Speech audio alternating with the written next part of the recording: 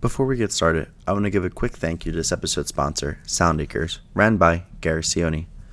Soundacres is a recording studio based in New Jersey, just 30 minutes away from Philadelphia. Gary's been a part of many influential bands, including Crime and Stereo, Day Trader, and Nex. On top of that, has recorded for the likes of Free Throw, Pop Mulligan, and so much more.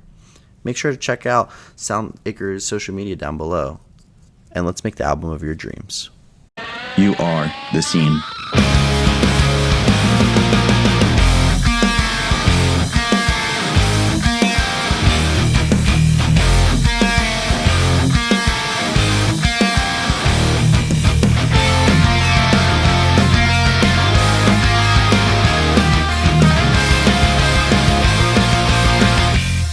Hey guys, what's up? It's Nick, Honestly with Martini. Today I got Aaron from BANE, Be Well, Converge. How you doing today, Aaron?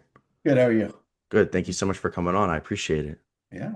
And a Yeah. special shout out to Dan before we get started for connecting us. I know he's been wanting us to record for a while, so Yeah. It's going back and forth for a little bit, trying to get it straightened out before yeah, our trips and my trips. And yeah. very busy schedule.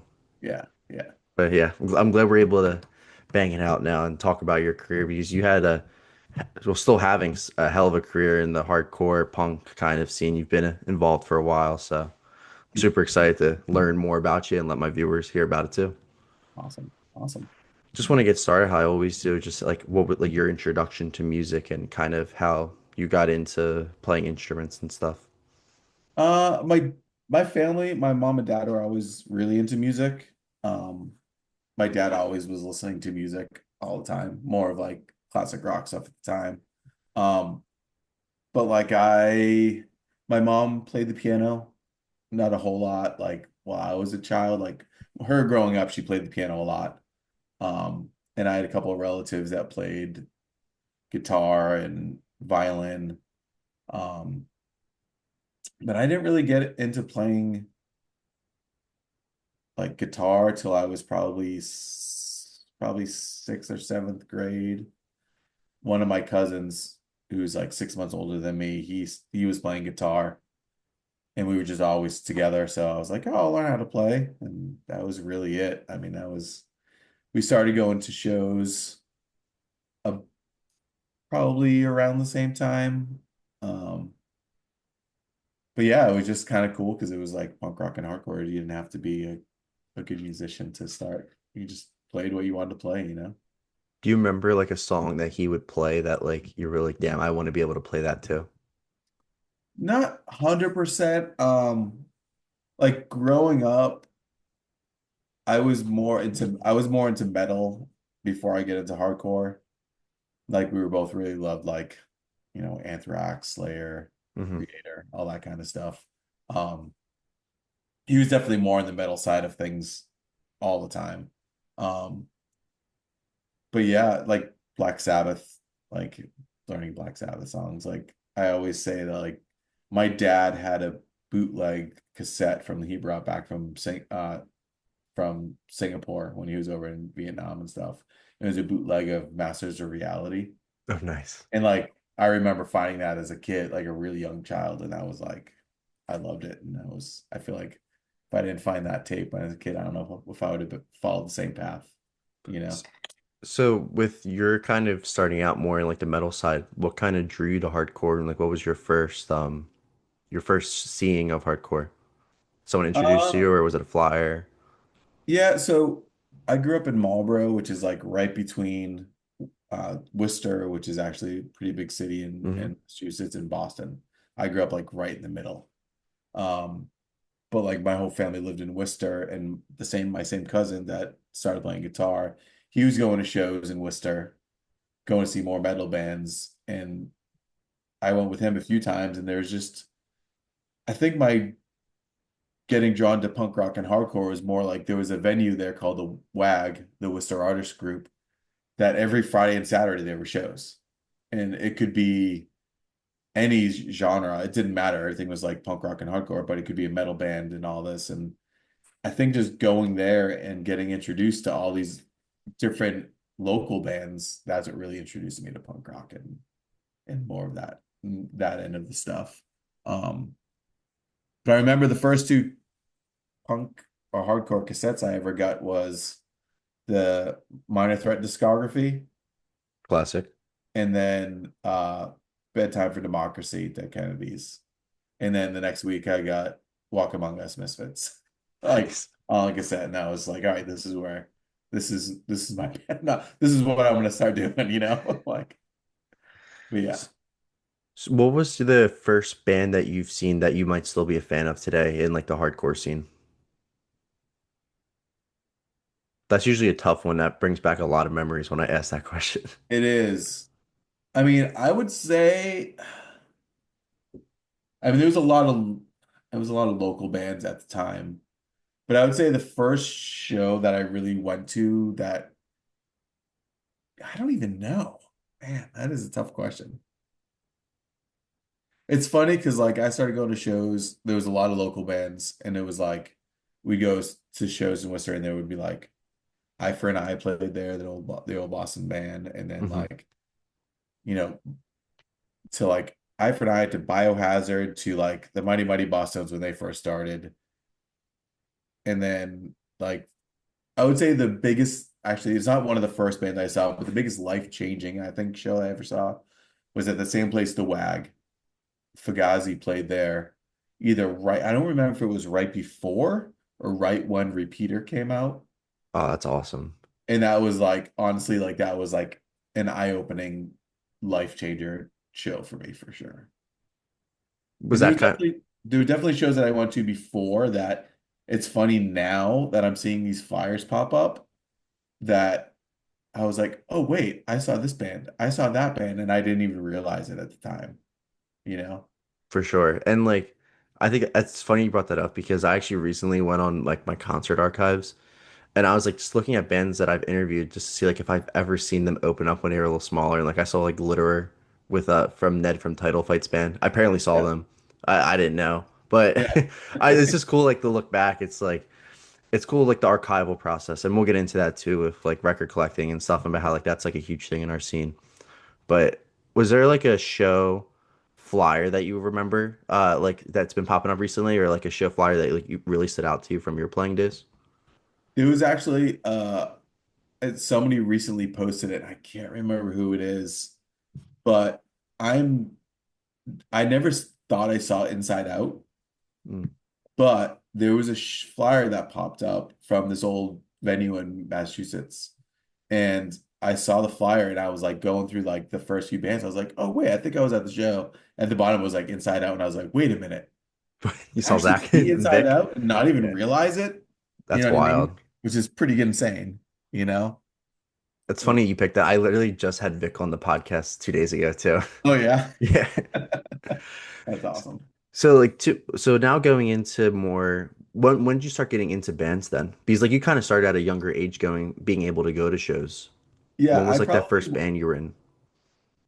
I think the first show I went to was probably 87 or 88, but that was like, I mean, my concept, I mean, I was like 13 or 14, Hmm. so like I didn't really know, like to me, like it was just like local bands. You know what I mean? I was Yeah, like, this is yeah. the best thing ever.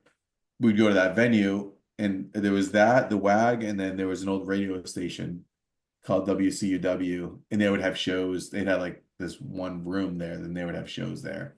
And I went to shows then. So like 87 or 88 is when I really started going. When was your first band that you formed then? Was it around then or Uh, did you kind of wait a little bit? no, I was probably like 1990 or 91. I was in a band called Knockdown, which was me, one of my friends growing up, this guy Trey, he does Death Wish with Hmm. Jake Converge. It was us two and like other random people from school. Um, but that was my first band. I think we started in like 90, like late 1990. Was it more so like you were playing locals or did you guys have like a demo and like toured locally at all or? Just local shows. We had like three demos. Nice. Like back then, I mean, it didn't seem the only thing we ever released was on a comp that I put out in like 93 or so. 94. And that was the only thing we ever put out besides like demos that we just give away or sell. Was that a comp then that you worked on with like you were like a producer or like kind of like this master or I used to have a record label that I did, and I put out like a few releases. And I put it out myself. what made you want to start that? Just like kind of just like the DIY thing and Yeah. just being like, I just want to put some records out, you know? So What was your favorite release that you put out? I mean, I didn't do it well. That release was on the label that I did. I only put one release on that and then I stopped and then I started another record label called Life Records and I did the Hope Conspiracy for a 7-inch before they signed to Bridge 9. I did a Converge Coalesce split 7-inch.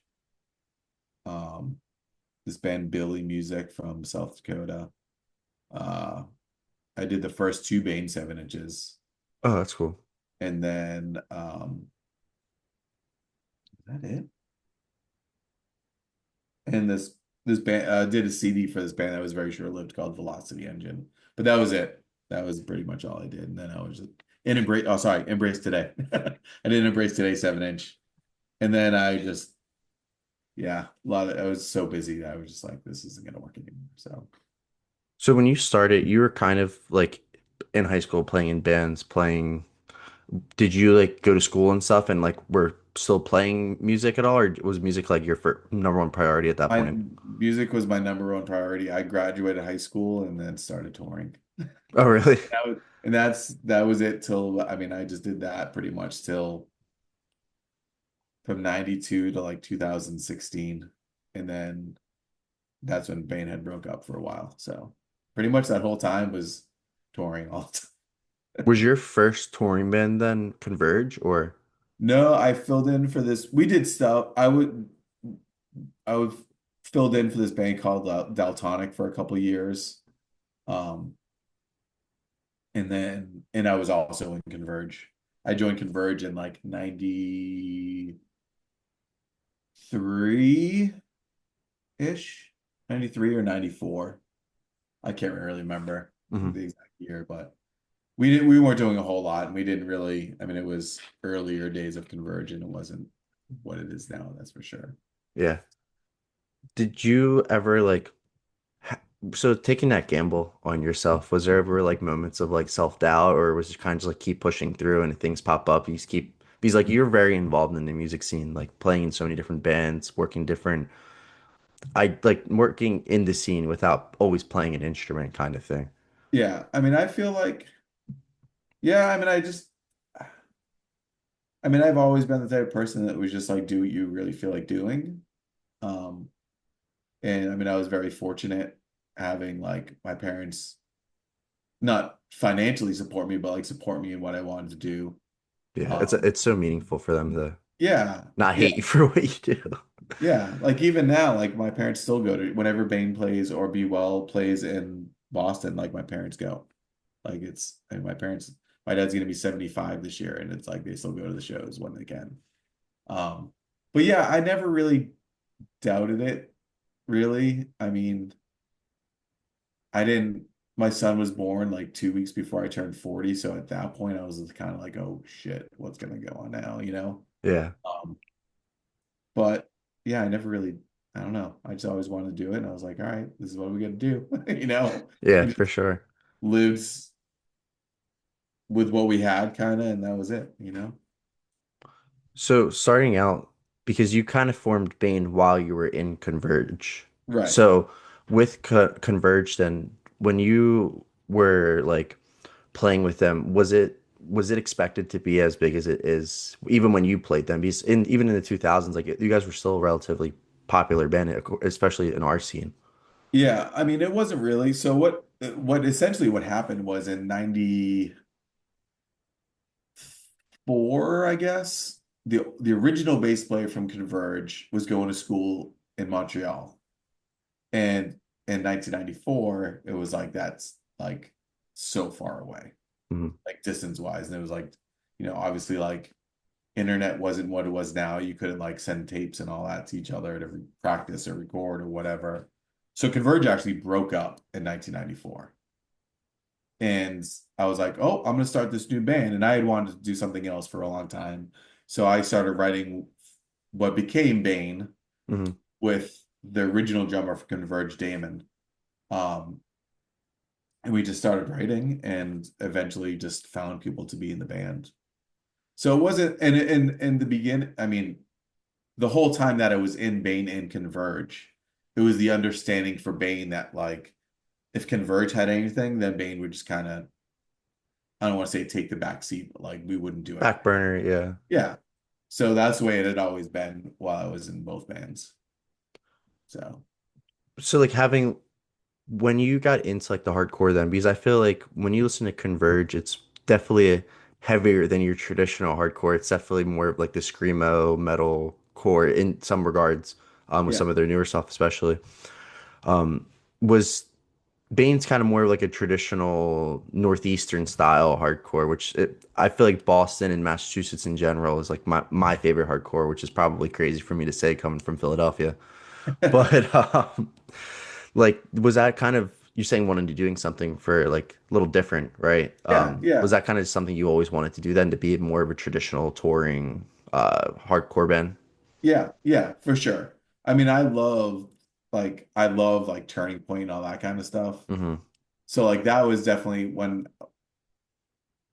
Converge, even when Converge was together, I was like, oh, I just want to do like a fun band, Yeah. like do something and because Converge, I mean, I loved Converge and but it was definitely more technical, more heavy, like Hmm. more to it. Um, so I always wanted to have do a band that was just kind of like I don't even want to say more basic because it's really not, but just like a more straightforward band that was about having fun and doing whatever we wanted and not Yeah. pigeonholing ourselves into, it's got to be a heavy song or it's got to be this or that. It was just like, do we want to Create do? creativity freedom, Yeah, creative freedom a little bit. yeah, yeah. You kind of like bounce around too. Like I was looking at other bands that you've been a part of, and I want to shout out the hardcore trading cards because I always try to find those when people come on just to see like because there's always something that I miss out on. Kind of flip-flopping between bass and guitar. Did you learn those pretty simultaneously, or did you kind of pick up one before the other? Uh, so the original Bane demo, so when I started, let me rewind. The first full tour that I went on was for that band Deltonic. Hmm. And what happened was the bass player at the time, there's some speculation if he didn't want to go on the tour, if he couldn't do the tour. I was like, yeah, I'll do it. So I played bass for them on that tour. And I had never played bass before in my life. And I was like, yeah, it's an easier thing, whatever. So I played then, um, and then I moved to guitar on that for a while. And then when Bane started, we had a bass player that was gonna play, and then he couldn't. And then Pete Chilton joined Bane like right before we were gonna record the demo. So I played the bass on the Bane demo. Okay. And then and that was the last time I played bass. Well, sorry, I filled in one show with Cave and played bass before they were anything really. And then when I moved to Maryland in 2019, Brian McTernan hit me up and he's like, "Hey, I'm starting this new band. Be well, blah blah blah. You should play." And I was like, "Cool." And he's like, "Yeah, we'd have you play bass." And I was like, "All right." And that was the first time I played bass since 1995. Oh, really? So I was That's a like, big "All gap. right." Might be a So I little did bit. that. And then now I'm playing guitar and Be Well, but like that was the only time I've ever. It's quite an adjustment. It's much different. I'm very happy to be playing guitar and Be Well now. I say, do you prefer playing guitar Yeah. over Oh, bass? for sure. For sure. What makes it like more enjoyable guitar in comparison? Because I feel like bass, like I've always wanted to pick up an instrument. I always get gravitated toward bass because it's kind of just more chill, like it's more calm, I feel like. Yeah, yeah. Oh, 100%. But I just hear things differently. Like I hear Okay, it as guitar, so like it's just I don't know. I just don't have the bass mentality, I guess. I don't know. that's fair. And Yeah. I want to ask you one more question about Converge, then I want to jump Yeah. into Bane and Be Well and kind of where you're at now with Yeah. all your new projects and stuff. With you, you were on Jane Doe, Yep. obviously. Like I feel like probably one of the most iconic albums, period, in our scene. Was it expected to be as big as it was when you guys were recording it? No, not at all. No. Not at all. We had no idea, you know. I mean, Converge had played so much for so long. Like, I mean, I was only in the band, I guess, for like 8 years, from like 93 to 2001. But we did so much touring and played so many shows then, and then for that to come out, it was just like I mean, we were proud of it for sure, but it was a surprise that it was as big as it was. Was there You know? something that you guys did differently for that album, or like kind of changed, or is it just more so it finally hit the right people and Yeah, yeah, yeah. I mean, the sound definitely changed. I yeah. mean, since like from like when Forever Comes Crashing to that, there's a huge change, I feel. So Going into Bane then, which I would say Bane and Be Well are definitely your two babies for the most part, especially now yeah, you did of forget one projects. band that is actually technically still around, but we haven't played since my son was born, and it's Only Crime. Yes, wait, okay. Yeah. I wanted to ask you about Only Crime because I was looking into Only Crime and like looking at the members. It's a Yeah, really wild group of members. it's crazy. Yeah, yeah. How did that? That's a good point. I did forget to write that down. It's okay. It's okay. How did Only Crime come together? And if you wouldn't mind sharing like the members and the band affiliation, just so the viewers, because I Yeah, don't have it yeah. all memorized. So we ended up, so Bane did a tour with Good Riddance in like 2001 or two or something like that. Maybe it was probably 2002. We did a tour with Bane, Good Riddance, Strike Anywhere. And I became good friends with Russ, the singer. And he was like, yeah, we should do a band together. And like, if you've played and toured with bands, there's so many times somebody's like, yeah, we should do some music together. And it just Yeah, never happened.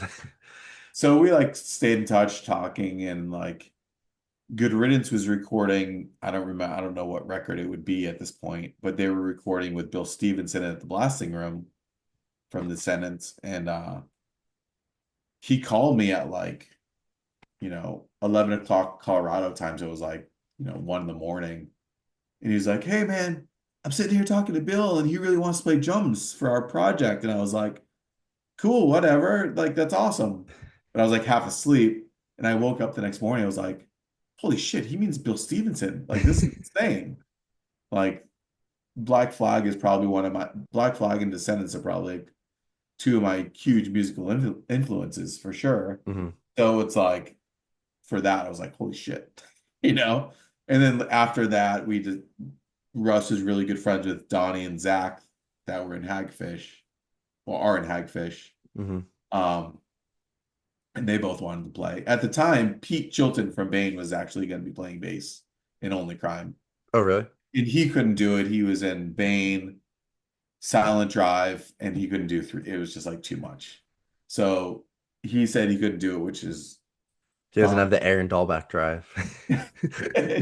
He had a new, I'm pretty sure he had just had his kid. That's His, fair.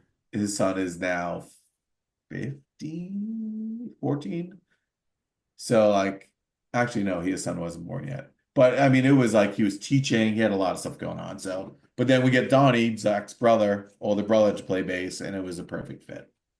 So, What prompted you guys to kind of like randomly stop playing? Was there was there Bane, some no, like Only Crime only in guy. general? Because you saw it in your Instagram bio, and I feel like it's probably a project. Everyone's still so involved in the music scene. You could probably eventually be like, hey, Yeah, let's get the we band talk back about it. together.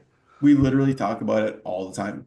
Um, so it's weird. It was funny because like when Only Crime was busy, like I think I was the only one playing in a band besides like everybody, like Oh, the okay. Saints weren't playing.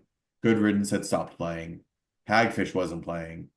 So it was like I was the only one in the band doing hmm stuff. So we were doing a bunch of stuff.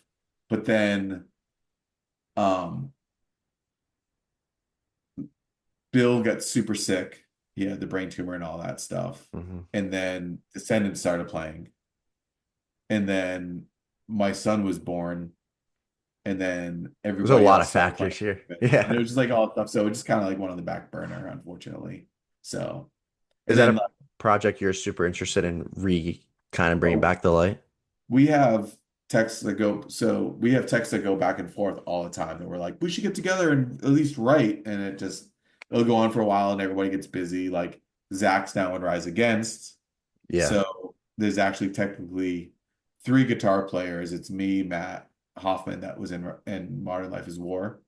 He Hmm. played guitar on the last record, and Zach. So we're like, we should all get together and just write together. And so who knows? I would love for it to happen someday, but we're all getting older, so who knows? It's like such an insane, like just like the band list that you just rattled off in the past 3 minutes talking about that, like Rise Against and Descendants, like so many crazy bands kind of coming together. Is that a Yeah. different process than kind of a band you might have developed and kind of grew up with, like a Bane or Converge? I mean, yes and no. It's weird. Like we talk about it all the time, and it like when Only Crime started, we didn't ever want it to be like it's these people and these bands. Like we just started Hmm. playing and played whatever shows. But like I don't know, it feels like it's just like such a natural fit when we played together, you know? So it's surreal for sure. But With your like kind of input for like all the bands that you've been a part of, kind of being like the starter or one of the founders of Bane, would you say that's like the band that you try to contribute, create? Like obviously, like you want to contribute creativity to every band, but is that like the one you try to take a little bit more control in comparison to what you probably your other projects? yes and no. I mean, like Bane is my baby for sure. Like and Yeah. then like I start like it, Converge was going on a hiatus and I was like, all right, I want to start this band. So Bane is like kind of like my baby, Hmm. but Always there for you. it's always been one of those things where it's like we want everybody to contribute and it's like again, like I said before, like we've never had these like parameters of being like this is this is what a Bane song sounds like. Like it was always just like, all right, anybody bring anything you want to practice, and if we all like it, cool. That's a Bane song, you know? So like I don't really consider it like Bane is definitely a communal band where everybody has a say in everything. You know, it's five family members that are just, we contribute equally and what comes out, you know? I feel like a lot of times you find that the vocalist usually starts the band for the most part, like, especially with my past of interviewing Yeah. people. How did you pick the people that kind of came apart and became band then? So when Bedard used to be in this old band in Massachusetts called Backbone, and I had written the first batch of songs for Bane, probably like the first 5 or 6 songs before there was anybody in the band, besides being the drummer. And Just to clarify, is that like lyrics and everything or just like guitar no, just riffs, musically, drums? Okay, just music. okay. Yeah, yeah, musically. And we still need to find a singer and at least a bass player. And Bedard's old band Backbone did a reunion show in September of '95. And I was really good friends with the guitar. I mean, I knew Bedard, but didn't really know him that well. Hmm. Like I knew who he was from going to shows and all that stuff. But I was really good friends with the guitar player from that Backbones guy, Chris Papecki, who now plays in that band Doom Riders with Nate. It's like a stoner rock kind of band. That's been a Um, new trend recently. The stoner and yeah, like the doom sludge, like yeah, that's been the yeah, new trend. yeah. And so I was like, I went to the Backbone show and I was like, hey, after I hit up Chris, I was like, do you think Bedard would want to do another band? He's like, I don't know, man. Here's his phone number. And I called him, left a message, and I mean, it was before cell phones, there was no texting really. Hmm. And he called me back and he was like, yeah, let's check it out, blah, blah, blah. And we went to practice first time. And he says that was like instantly like, yeah, I want to do this. And then that was it. And then I used to work at a record store in Massachusetts, and a mutual friend came in and was like, I know this guy Pete Chilton that plays bass. I would love to play in the band. And he came in and we went to practice one day and he came up with us and it worked out great. And then we played one show as a four-piece. Kurt from Converge played one show with us, and I was like, this isn't gonna work out. It's just not a good fit for Bane. And then uh I think we played one more show as a four-piece. And then Pete Chilton was like, oh, I know this guy Zach that's looking to play music and he's really good. So we got Zach, and that was it. That That's was the wild, the end. longevity of members Yeah. in Bane. Yeah. I mean, the core, I mean, we've had the drummers have changed a few times. Hmm. Bob is still the new drummer, but he's been the longest drummer for by far. Like he joined the band in 2004, 2003, 2004, he joined the band. Um, and Pete left the band in 2009, I believe. 2008, 2009, Pete left the band. Um, and then we had Stu joined the band for a while and he couldn't do it anymore. And then we had a guy fill in for a little bit. And then when we knew the band was going to end, we had James play. We asked James if he would play towards the end till 2016. So, That's awesome. yeah.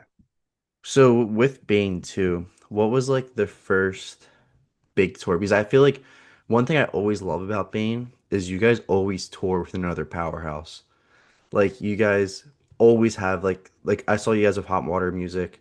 You guys recently played with Stick to Your Guns. Like there's a ton of different iconic bands. What Yeah. was like that first tour that you guys kind of booked and did yourself? The first tour that we did was I mean, there were nobody at the time, but in 1998, the first tour that we did was Bane and Saves the Day. We took Saves the Day out for a Oh, full US. really? That's Yeah. wild. Both of our records came out the same day on EVR. Okay.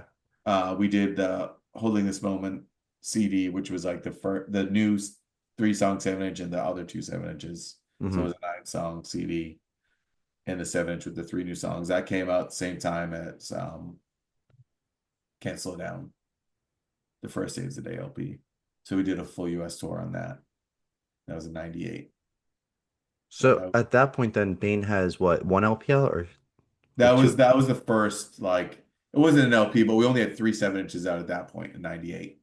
I always loved the thing about the 90s band. Sorry to cut you off with the pure amount of 7 inches Yeah. that bands pumped out. And I'm sure you hate it and love it at the same time. No, I love it. I wish, I mean, so Bane has always also been the band that, so it's crazy. Like we recorded the demo in 95. And then every year we did a 7-inch. 96, we did the first Damn. 7-inch. 97, we did the second 7-inch. 98, we did the third 7-inch. 99, we did the first LP. And then it was like 2 years later, we did Get Blood. And then the note didn't come out till 2007. And then it was just like they kept getting longer and longer because we were always the band that playing shows is what we wanted to do. You know Yeah. what I mean? Like we always want to write, and Bane has never written songs because like we felt that we needed to. It's always been like, all right, let's write some music, not like, Hmm. oh, we have to write a record. Like so we've tried to never force it, Yeah. but I feel like sometimes it might like come back to bite us because we don't have as much new music as some bands. But then again, some bands put out so many records and you forget about how. Yeah. That's fair. And there's always like those bands that they put out a pure amount of records and it just gets so lackluster towards Yeah, the end. And it's not like it's no disrespect to the sh or shade towards those bands, but sometimes like I actually my first episode was with Brian Audley and he kind of from Incinerary and he was kind of talking about how like when we want to put out an album, it's because we want to put out the album. yeah, We're not purely putting it out because there's that, oh, it's been 4 years. Like, right. damn. You know what I mean? Like we gotta put something out. So, but then you also see like you guys have a fairly big catalog too. Like I think it's also you guys being together for so long, it Yeah. probably doesn't hurt. with that. Yeah. With having so many different songs then and touring so much, how do you guys come up with your set list then? And does it change pretty? Changes every single night. It does? Okay. Like I we'll want to hear the have, process on this. I mean, honestly, most of the time it's Aaron or Bedard, the singer, who is just like, I mean, he writes a set list different every night. We have like a batch of, I don't even know how many songs at this point, probably like 25-ish songs that we can pick from. Hmm. And he just writes it every single night. Literally, I 9 times out of 10, we have no idea what we're playing till puts a set list down every night. And you're Like, like, fuck, I like, don't or like how that to one. play that song. So, and it's different every night. Like we'll Mhm. play some of the same songs, obviously. Like, I mean, I don't want to say like we have to, but it's like obviously we're gonna play like, Can We Start Again and like Yeah. Calling Hours and all these songs, but like the order is always different and there's always variations in them. Like it's never the same set every night. Like it's That's funny because awesome. we'll go on tours where with bands where it's like they have their set printed out and it's the same thing every night. And Yeah. no, again, no disrespect to that at all I feel like it's because just the way bands work. It just right, I mean depends. like Be Well does that. I mean we do switch it around, but like Be Well will be like, all right, we're gonna play this week of shows and this is the set. And Hmm. like sometimes we will switch it, but you know, certain like certain bands will play with click track, so it's like they need to have that Hmm. set the way it is, and then that's it. But we just never were that band. I was gonna ask, and you said never, but I was just curious, how long did it take you to get to where you guys are now? Because I feel like young kids just kind of playing in regards of being able to play whatever Bedard kind of throws at you that night. Has that been a thing forever? Or Yeah, it's always been that way. It's always been that way. Um, I mean, I mean, it just takes a lot of touring to really do it, yeah. honestly.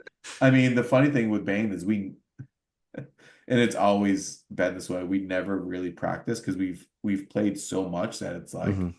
when we get home, we barely practice just because I don't know. We just play so much and we know each other so well that it's just, yeah, it's just kind of like instinct at this point. For like not practicing, would you guys even not practice? I mean, I don't want to throw you under the bus here, but you No. guys have like that show with the bouncing souls at the Stone Pony, and that's kind of like a one-off show. Would Oh, you we guys don't. just you'll just go right into it? Yeah. Well, we're playing a show. We play Detroit next Sunday, Okay. and then we don't have anything else. And then we're playing Birmingham, Alabama the day before that show. And then we're playing the Stone Pony. But we won't practice at all. Is No. Birmingham a festival or is it just a random show or It's like a Furnace Fests thing. kind of like hype up or? Yeah. Yeah. Gotcha. I'm really stoked. Well, I guess that's funny because I'm looking at the flyer and it says stoked for the summer for the Bouncing Souls. Like that's what it's called for the concert, but Yeah, yeah, yeah, that's yeah. such a cool lineup. Like I Yeah. that just shows like the variation we have in our scene. I mean, I And love that stuff. I mean, uh, honest, not like those specific bands, but like I love having a variety of bands on bills. I honestly do not like it when like every band is the same. It's hmm like, It's like we don't need five post-hardcore bands. yeah, Like we'll get yeah, by with like two. yeah. Like even like us and Stick to Your Guns, I think that's such a different variety. Like it's Hmm. two completely different scenes, the core of the people, and it makes it an awesome show. Or like us and Hot Water Music. I mean, that's like two opposite ends of the spectrum, but it For worked sure. amazing. It was such a great tour. Yeah, I really enjoyed that. We met briefly before like we knew. Well, I obviously I knew of you, but before you knew of me, we met briefly, and I was at the Underground Art Show. That was Oh, such a nice. great Yeah. show, such a Yeah, that great was a show. great show. Great show. With that then like playing all around the world, has Bane always been pretty well received everywhere? And is there like a country or a region of countries that like you guys are stoked? Like oh, like you guys just came back from South America, but is there I mean, it's hard to say because I mean, you guys have we're probably been very, everywhere. yeah. And it's like for Bane, it doesn't matter if it's, I mean, it could be like 50 kids or and it could be an amazing show for us. I mean, Hmm. we're very we've been very fortunate and but we're also very, I don't know, like humble. Like I don't it doesn't matter as long as we have a good show. Hmm. It doesn't matter how many kids are there. And that's always been the ethos for Bane, I feel like. And I feel like that's what kind of like kids kids or bands kind of lose it, where it's like if you're not doing this for yourself and like the enjoyment that like you're getting out of it, not necessarily like if you're not getting enough out of like the interaction with the people and just playing music and playing with your friends, Hmm. if it's all about the numbers, then it's not going to work. That's It's totally valid. And I feel like so many people fall in that, and it's just like yes, you need to know like how the show is selling, or like like yeah, you need to know that stuff sometimes when you get to a certain point. But like if you're not doing it because you want to do it, then get out. Like, kind of like, you know what I mean? Yeah. Like we broke up for a while, and it's like I feel like now we have such a different perspective on things. Like, I mean, we did before. We were very great. We're always been a very grateful band, but I feel like like even more now. It's like, okay, like this will probably, like, not like this is us being able to do it again, and who knows how long it'll last. So let's just enjoy everything, every single thing we can, you know? What prompted that like most recent return, which is still a few years like Yeah, it's it's been been it's so for me, I mean, I'm sure everybody in the band kind of has a different perspective. So like when we broke up, well, first off, everybody online always says they say they were going to break up. We've literally never said we were breaking up till we broke up. Mhm. And we can't help if I have people seen people say that. we can't help if people can't read, and it says like final Europe tour or final Japan tour. They don't read past final and realize that it's like the final time we're going to Europe, final time we're going to Japan, or whatever. Like, and that only happened in 2015. That was the only Hmm. time we have ever said this is going to be it. And I'll just leave it at that. But People are very stuck up about that. Like I it's do see that pretty they're ignorant. often. They're Yeah. ignorant, and they don't know how to read the internet, and they're internet trolls. That's all it is. And it actually makes us laugh because it's like, I don't give a fuck at this point. Um, but when we broke up, that was going to be it. Like 100% Hmm. that was going to be it. Then our old bass player Stu got sick. He had cancer. He ended up passing away. Like he he had asked us to play. He had a bucket list of things he wanted to do Hmm. before he passed away. And he had this whole show, like Bouncing Souls played, Hmm. Sicko Doll played, H2O played, and he asked us to play. And we were like, of course we're going to play. We didn't announce that we were going to play at all. Yeah. It was a House of Blues show. We ended up playing. He unfortunately passed away before. Um, but that to me is what prompted all this. It was kind Hmm. of like life's too short. You don't know, you know. So Do what you can while you can, kind of exactly. thing. Yeah. I totally get that. That's awesome that you guys were still able to play the show too. And Yeah. he And wanted it you to be was, there. I'm sure it's yeah. crazy. Yeah. It was definitely it was a very hard, it was probably the hardest show we've ever played. Like more Mhm. than like the last show. Yeah. Like, but to me, that was like, like that was in a weird way, that was Stu being like, come on, what the fuck are you guys doing? Like you Hmm. guys play shows. Because we all like when we broke up, it wasn't like something happened. Like everybody like Bob had a kid, like he had already had his son, Jared. But Yeah. like when we decided to write the last record and call it a day, like I was gonna be having a kid. Stu has having had either just had his second daughter or is about, well, his wife was about to have the second child. And it was just like, we can't do it all the time. And some people are like, we have to do it all the time or not at all. And we were like, all right, well, let's just plan out the end. And everybody still, and by the last tour, it was the best we had gotten along in a decade, you know? So Hmm. it wasn't like we broke up because nobody liked each other or anything besides things that people need to do in life, you know? So like when we got back together, it was like, this is what we should be doing, you know? Like whether we play 4 shows a year or a Even hundred every shows, other or full US tour or yeah, it doesn't matter. Like just do it while we can and enjoy it, you know?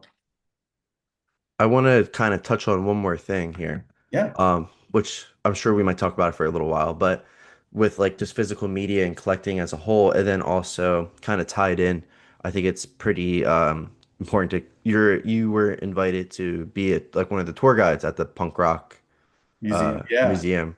Are you yeah. pumped for that? Have you ever done that before? Yeah, I've never done it before.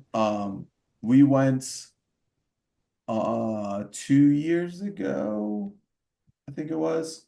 We were driving somewhere.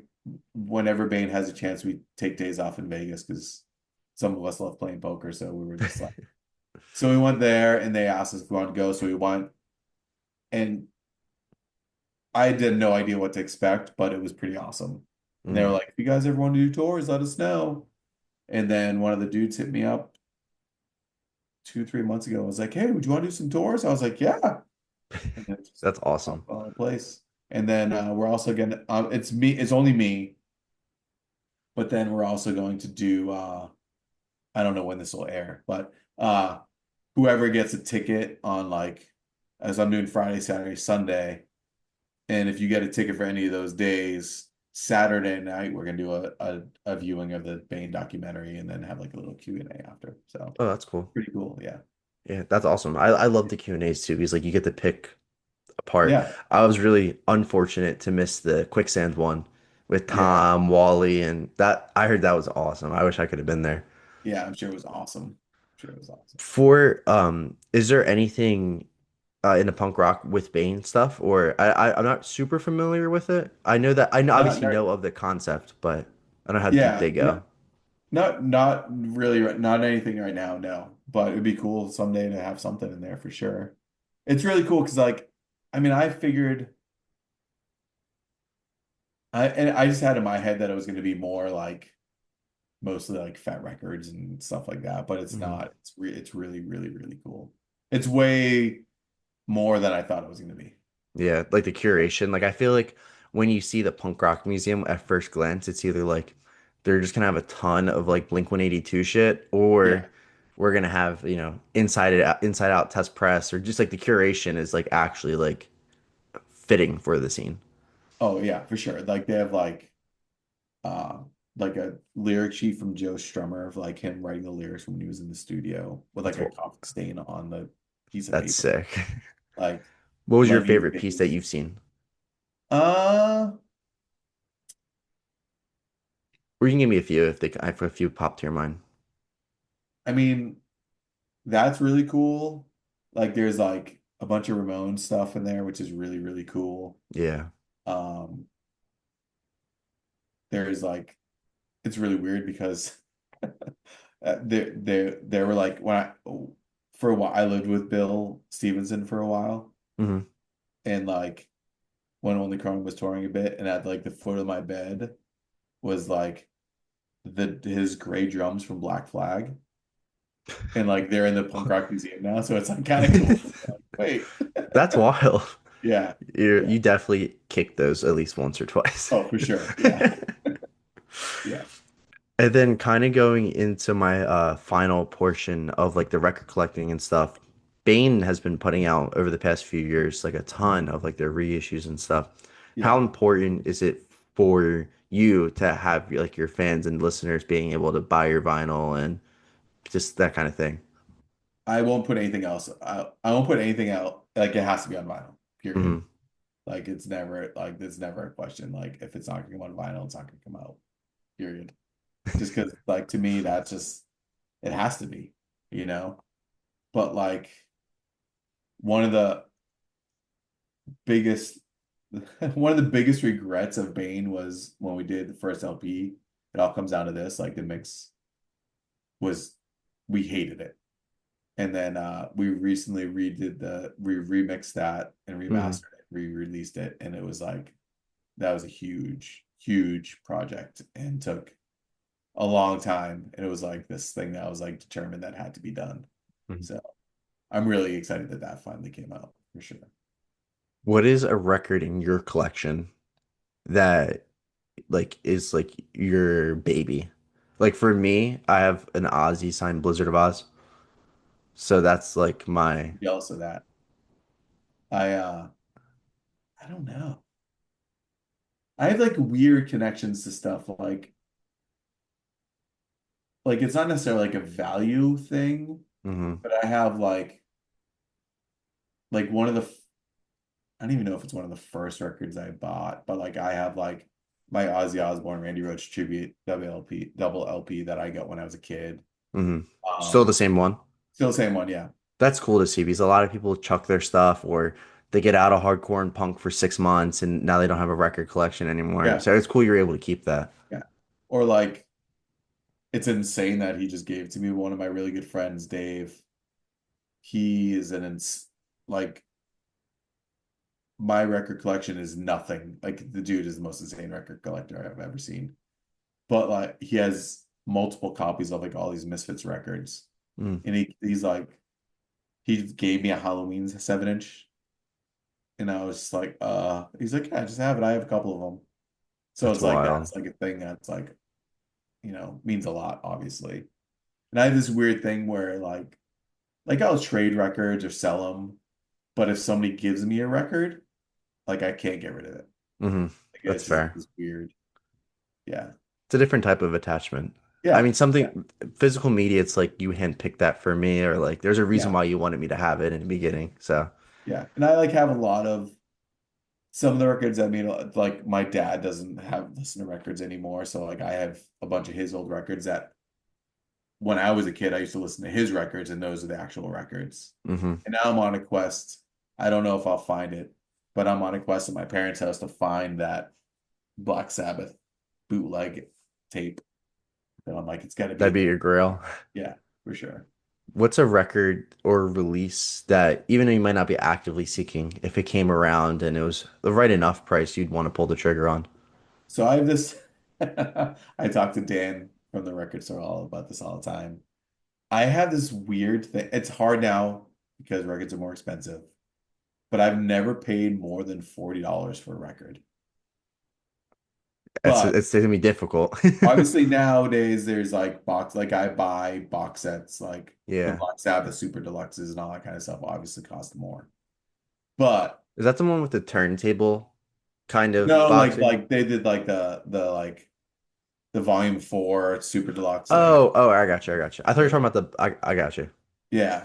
But like there's